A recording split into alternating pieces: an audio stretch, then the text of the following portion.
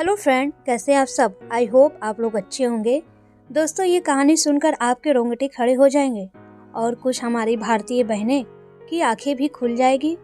तो चलते हैं, स्टार्ट करते हैं कहानी को। अंत तक कहानी को जरूर देखें, बहुत ही रोचक कहानी है। कहते हैं कि इश्क अंधा होता है, न जाति देखता है और न धर्म। जूही भी इन्हीं ख्यालों की लड़की थी। उस पर भी इश्क का भूत सवार था। उसने भी न धर्म देखा और न मुल्क। एक पाकिस्तानी लड़के जावेद को दिल दे बैठी थी वह। आजकल सोशल मीडिया युवाओं की मिलन स्थली बन गया है। अब किसी लड़की को मैं तुझसे मिलने आई मंदिर जाने के बहाने की आवश्यकता नहीं है। सोशल मीडिया पर सभी तरह के लड़के उपलब्ध हैं।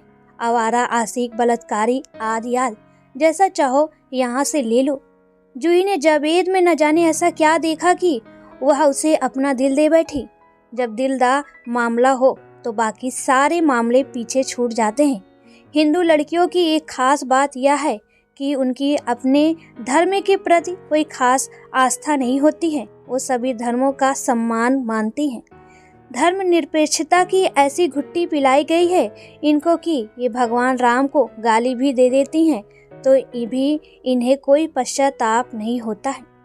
सलवार कमीज की तरह वो धर्म बदल सकती हैं। लेकिन जावेद के साथ ऐसा नहीं था। उसे अपना मजहब अपने इश्क से अधिक प्यारा था। वह बंदा टस से मस नहीं हुआ। उसने साफ साफ कह दिया कि वह न तो धर्म बदलेगा और न ही अपना मुल्क छोड़कर काफिरों के देश में आएगा। अगर जूही के इश्क में आग है तो वह सब कुछ छोड़ छाड़ कर पाकिस्तान आ जाए। या तो इश्क को खुली चुनौती थी। अब इश्क को साबित करना था कि उसका अस्तित्व है या नहीं। पर इस परीक्षा में इश्क कैसे पीछे रहता। उसने भी खम ठोक दिया और जूही के अंदर तूफान उठा दिया। जूही के दिल में इश्क का तूफान इस कदर उमड़ा कि वो अपना देश, धर्म, परिवार सब कुछ छोड़कर अपने प्रेमी जावेद के पास पेशावर पाकिस्तान जा पहुंची। जूही ने एक बार फिर से सिद्ध कर दिया कि इश्क न जाने मजहब जाति, इश्क न देखे सीमा काल। जावेद ने भी उसका बड़ी गर्मजोशी के साथ पाकिस्तान में स्वागत किया। जूही के जिस्म को देखकर उसकी बेताबी और बढ़ गई। वह जल्द से जल्द जूही को पाना चाहता था, मगर रास्ते में बहुत रुकावटें थी। जूही हिंदू थी और जावेद मुसलमान, इसलिए सबसे पहले जूही का धर्म परिवर्तन कराना आवश्यक हो गया था। उसने सबसे पहले जूही का धर्म परिवर्तन करवाया। जूही तो इसके लिए पहले से ही तैयार बैठी थी। वह तो सब कुछ सोच समझ कर ही यहाँ आई थी। प्यार के लिए धर्म तो क्या, उसने तो देश ही छोड़ दिया था। उसका नाम अब जूही से आयशा हो गया था। एक मौलवी साहब ने आयशा का निकाह जावेद से करा दिया। जूही ने अपनी मंजिल प्राप्त कर ली। उसका इश्क मुकम्मल हो गया था। उसका बरसों का सपना पूरा हो गया था। इस सपने को पूरा करने के लिए उसने क्या क्या नहीं छोड़ा। अपना परिवार, अपना देश, अपना धर्म, अपनी आदतें, सब कुछ। इन थोड़े से दिनों में उसने मीट खाना भी शुरू कर दिया। लोग प्यार की खातिर क्या क्या नहीं करते हैं, तो क्या जूही मीट भी नहीं खा सकती है। इश्क के सागर में डुबकी लगाकर एक शाकाहारी लड़की अब मांसाहारी बन गई थी। जूही का पूर्ण कायाकल्प हो चुका था। आखिर वो रात आ ही गई जिसका इंतजार हर एक व्यक्ति करता है। जूही दुल्हन बनकर सुहाग सेज पर बैठी हुई थी। चारों इत्र और गुलाब के फूलों की भीनी भीनी महक आ रही थी। जूही खुली आंखों से न जाने क्या क्या सपने देख रही थी। इतने में दरवाजे पर खटखट की आहट हुई। जूही के दिल की धड़कन बढ़ गई। आज वो उसका घूंघट जब उठाएंगे तो ये नैन शर्मा के नीचे झुक जाएंगे। दिल में उठने लगेंगे हजारों तूफान। हम झूम के उनके गले लग जाएंगे। जूही के मन में ये विचार चल ही रहे थे कि एक औरत कमरे के अंदर आई और जूही से बोली, बीबी बहुत भाग्यशाली हो जो हमारे जावेद ने आपको पसंद किया है। हजारों लड़कियां उनके आगे पीछे घूमती हैं, फिर भी उन्होंने एक काफिर को पसंद कर लिया। अल्लाह उनकी यह खता मुआफ करे। वैसे आपका धर्म परिवर्तन करवा के उन्होंने अपने गुनाहों का प्रायश्चित तो कर लिया है। हो सकता है कि अल्लाह ताला उन्हें मुआफ कर दे। अरे आप खड़ी क्यों हो गई हैं? आप इत्मीनान से बैठ जाइए पलंग पर। उन्हें आने में अभी थोड़ा वक्त लग सकता है। जूही ने अपना चेहरा ऊपर उठाकर उस औरत को एक नज़र से देखा। 30 साल के आसपास की होगी वह औरत। एक गहरा बदन और सुंदर शरीर की मल्लिका थी वह। जूही ने प्रश्नवाचक निगाहों से जब उसे देखा तो वह मुस्कुरा पड़ी। ऐसे क्या देख रही हो बीबी? मियाँ जावेद ने हमारे बारे में अब तक नहीं बताया क्या आपको? हमने तो सुना था कि आपकी मुलाकात फेसबुक पर हुई थी। आपने तो सब कुछ जान ही लिया होगा ना पहले? तो हमारे बारे में जावेद ने आपको बताया होगा ना? इनकार की मुद्रा में जूही ने अपना सिर हिला दिया। हल्की सी झुंझलाहट के साथ वह औरत कहने लगी, यही आदत हमें पसंद नहीं है जावेद की। उन्हें अपने परिवार के समस्त सदस्यों से तो आपको परिचित कराना चाहिए था ना। फातिमा के निकाह के समय भी उन्होंने ऐसा ही किया था। तब भी हमने सख्त एतराज किया था इस पर हमारी सुनता ही कौन है। आज उन्होंने फिर वही गलती की है। अब तो अम्मी जान को इस बारे में बताना ही पड़ेगा। जूही को उस औरत की बातें पहेलियाँ सी लग रही थी। वह समझ नहीं पाई कि वह औरत क्या रही है और इस मौके पर ही क्यों कह रही है। वह इस कमरे में आई क्यों है? सबसे बड़ी बात कि वह है कौन जो इस तरह जावेद के बारे में बात कर रही है? वो तो बहुत अच्छे हैं, फिर यह औरत उनके बारे में उल्टा सीधा क्यों बोल रही है? जूही के चेहरे के भाव को पढ़ने के बाद वह औरत एक बार फिर मुस्कुराई। अरे हम तो बताना ही भूल गए कि हम शबाना है, शबाना मालिक, जावेद की पहली बीवी। फातिमा तो हमारे आने के 3 साल बाद आई थी, जावेद की दूसरी बीवी बनकर। वह भी पहले काफिर ही थी, लेकिन अल्लाह ताला ने उसे भी सद्बुद्धि दे दी और उसने भी एक पाक दीन अख्तियार कर लिया। यही पेशावर की रहने वाली है वह। हमारे घर में साफ सफाई का काम करती थी पहले। एक दिन जब घर में कोई नहीं था, जावेद अकेले थे, तो वह साफ सफाई करने आई और जावेद ने मौके का फ़ायदा उठा लिया और उससे जोर जबरदस्ती कर ली। वह बज्जात पेट से हो गई तो हमारी अम्मी जान ने उस पर रहम खाकर उसका धर्म परिवर्तन करवाकर उसका जावेद से निकाह पढ़वा दिया। हमारी अम्मी जान बहुत रहम दिल और नेक बंदी हैं। दीन दुखियों की बहुत मदद करती हैं वो। ऐसी अनेक काम वालियों पर उन्होंने अपनी रहमत खूब बरसाई है। उन्होंने अपने 10 बेटों को कम से कम एक काम वाली बाइयाँ धर्म परिवर्तन करवा कर दिलवाई हैं। आज जावेद की दूसरी बीवी निगोड़ी फातिमा ने नाटक खड़ा कर दिया है। वह कह रही थी कि जब दो बीवी पहले से ही है मौजूद है तो तीसरी बीवी लाने की क्या जरूरत है? वह होती कौन है भला? अरे जब हमें ही एतराज़ नहीं है तो उन्हें क्यों होना चाहिए? और एतराज़ करके भी हम क्या बिगाड़ लेंगे जावेद का? जो उसकी मर्जी होगी वही करेगा वह।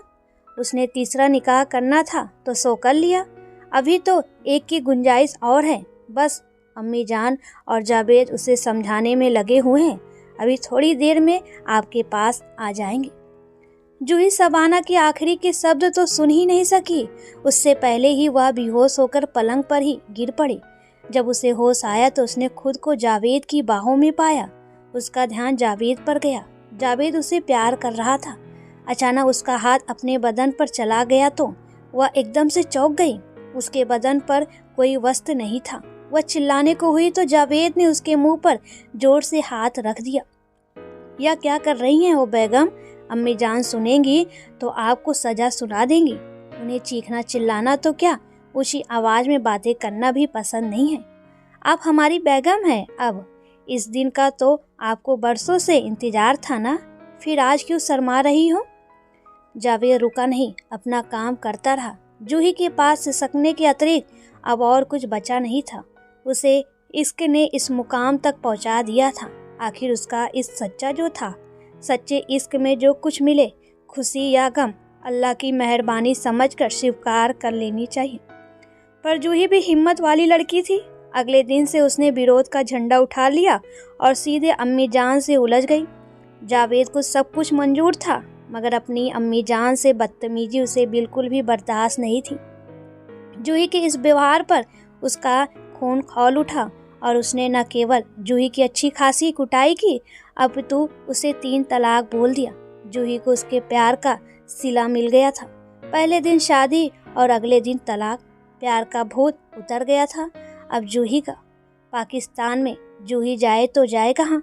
वह और किसी को जानती नहीं थी, किसी और पर विश्वास कर भी नहीं सकती थी। वह असहाय सी पड़ी रही। मगर जावेद और उसकी अम्मी जान बहुत दरिया दिल थे। जूही की स्थिति देखकर उन्हें उस पर रहम आ गया और उन्होंने जूही को अपने घर में थोड़ी सी जगह दे दी। जिस कमरे में मुर्गियां रहती थी उसी में जूही को भी रहने दिया। अब जूही के सारे अरमान पूरे हो गए थे। खाने के लिए मुर्गी और सोने के लिए जगह मिल गई थी उसे। आखिर उसे और क्या चाहिए था। धीरे धीरे जूही की अक्ल ठिकाने पर आ गई। उसका इश्क का भूत उतरने लगा। उसे पुराने दिन याद आने लगे। शायद उसका इश्क अब समुद्री लहरों की तरह हिचकोले खाने लगा था। लेकिन वह अब क्या कर सकती थी। उसने अपने पैरों पर स्वयं कुल्हाड़ी मारी थी तो कोई क्या कर सकता था। वह अब भारत वापस नहीं जा सकती थी। किस मुंह से जाती, कौन रखता उसे अपने घर पर। काम कुछ कर नहीं सकती थी। वह तो खाने की व्यवस्था कैसे होती। जावेद के अलावा और कौन था वहाँ उसका। जावेद के मकान को छोड़कर बाहर जाने में बहुत खतरा था। लोग उसकी बोटी बोटी नोच सकते थे। यह सोचकर अंत में रो धोकर वह पुनः निकाह के लिए मान गई। लेकिन निकाह ऐसे कैसे हो सकता था। नियम कायदे भी कोई मायने रखते हैं या नहीं। ये कोई हिंदू धर्म थोड़ी ही था जिसे जैसा चाहो मोड़ तरोड़ दो। वह अब जूही नहीं आयशा थी और उसे इस्लाम के अनुसार ही पुनः निकाह पढ़ना था। उसके लिए जूही को पहले हलाला कराना पड़ेगा। उसके पश्चात ही उसका निकाह संभव था।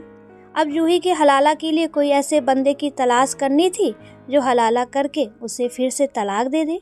उसके पश्चात जूही और जावेद फिर से निकाह कर सकते थे। एक दिन जावेद के घर में एक दावत थी। उसमें बहुत सारे लोग आए। उनमें मौलवी शफीकुद्दीन भी थे। 60 साल के बंदे थे। इकहरा बदन, सिर और दाढ़ी के सारे बाल सफ़ेद हो चुके थे। जावेद ने जब उन्हें देखा तो उसे जूही के हलाला का ध्यान आ गया। जावेद ने मौलवी शफीकुद्दीन से जूही को मिलवा दिया और उससे निकाह करने का प्रस्ताव रख दिया। जूही के हुस्न और उसकी जवानी पर मौलाना ने तरस खाकर निकाह करने की अनुमति दे दी। एक दिन मौलवी शफीकुद्दीन और जूही का निकाह हो गया और उनकी सुहागरात भी हो गई। 10-15 दिन के बाद जावेद मौलवी शफीकुद्दीन के पास गया और उससे जूही को तलाक देने के लिए कहा। मियाँ अभी कहाँ, अभी तो हमने अपनी बेगम को सिर से पैर तक देखा भी नहीं है। पहले एक बार देख तो ले, फिर दे देंगे तलाक। उसे तलाक भी देंगे और अपनी जुबान भी पूरी करेंगे, पर पहले अपनी तमन्नाएं तो पूरी कर ले। मौलवी शफीकुद्दीन ने विवशता प्रकट कर दी। उस घटना को 3 साल हो चुके हैं और जूही तथा जावेद अभी तक मौलवी के तलाक का इंतजार कर रहे हैं। मौलवी जी जूही उर्फ आयशा के हुस्न का अभी तक दीदार कर रहे हैं। जब तक वो तलाक नहीं देंगे उन दोनों का निकाह नहीं हो सकता है। लेकिन अपने इश्क के लिए कुर्बानी तो देनी ही पड़ती है ना। तो जूही दे रही है कुर्बानी। अब तो ये वाकई सिद्ध हो गया है कि प्यार अंधा ही नहीं गूंगा बहरा भी होता है। दोस्तों, ये कहानी सुनकर शायद बहुत सी हमारी बहनें को सबक मिले कि ऐसी गलती जूही की तरह दोबारा कोई ना करे।